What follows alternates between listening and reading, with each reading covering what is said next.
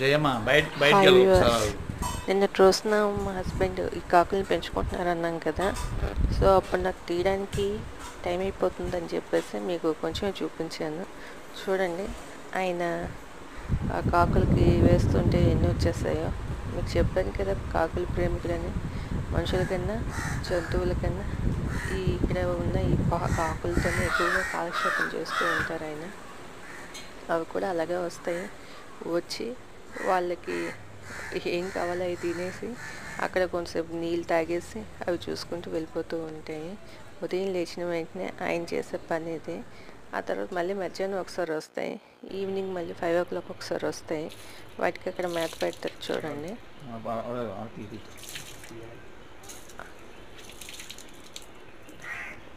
మేత పెడుతున్నారు కదా, ఆ మేత చూసుకొని అవి వెళ్ళిపోతాయి. Okay viewers, bye.